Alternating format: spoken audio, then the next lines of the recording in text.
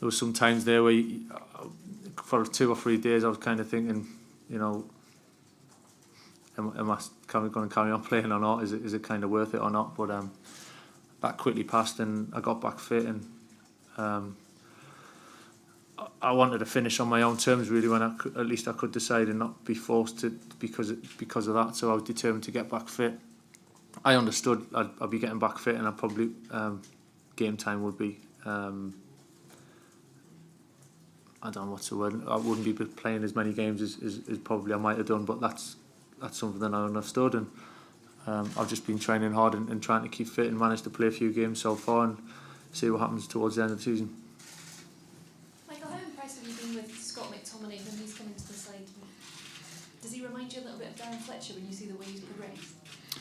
Yeah, I mean, it's fantastic, Scott. I mean, he's the next one. I think we keep producing them, which as a club is incredible to in this day and age. You know, when so much scrutiny and so much money and people are clamouring to sign this player and that player, and to keep having players constantly coming through is an unbelievable achievement. And credit to the manager as well for giving him a chance and sticking with him. And he's played him in some huge games so far this season already. And I think it's great to see the young lads like that, to get the chance in big games, to find out actually what they can do. And sometimes you don't really know what you've got until you're tested. And I think Scotty's done great. He's had a similar rise to Marcus, in effect, where he probably wasn't close to the first team. He got his chance and took it, and he's been pretty much an ever-present in and around the squad since then. And it's credit to him. You know, he's a great lad. He's a humble lad. He listens, he learns, he takes it in, which gives him a great chance of improving all the time. And he's certainly done that. Obviously, listen, it's early days. He's got a long way to go. He's at the other end of the scale to where I am. But I'll try and help him as much as I can and give him bits of advice. But credit to him, he's done great so far. Michael, you've won this competition yourself. How much of a chance do you think this current United side has of winning the Champions League this season, please? Yeah, I mean, when you start talking like that, it's kind of irrelevant, really, in some ways, because, you know, I'm not disrespecting Seville at all. I think it'd be totally wrong of me to start talking about next rounds, quarterfinals, semi-finals, finals, anything like that. And you're leaving yourself open. I think you've got to totally focus on tomorrow night. It's a huge game for all sorts of reasons. It's a big game, and the fact it's the next game, you know, that it's a boring old answer. It's not what you want to hear, unfortunately, but that's how it is. That's how we work. You know, we have to focus on the next game, and it's going to be a tough night for us. But you know, we believe if we play well, you know, what we can do, then we'll have a great chance. And Michael, I guess it's important to be back on the stage. It's been too long for a club like Man United not to be in the last 16 knockout rounds of Champions League here at Old Trafford.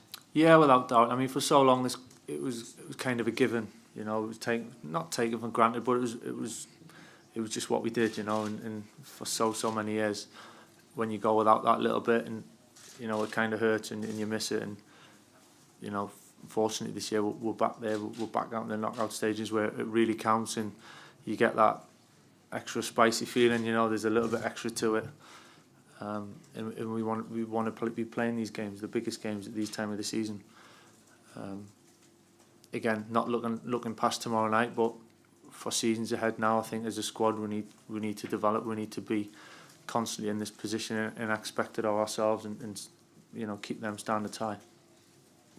Michael, there's been a lot of questions about Alexis Sanchez since he came in. He's only scored 1 goal so far. What have you made of his start and what he's kind of brought to the team that maybe we don't see?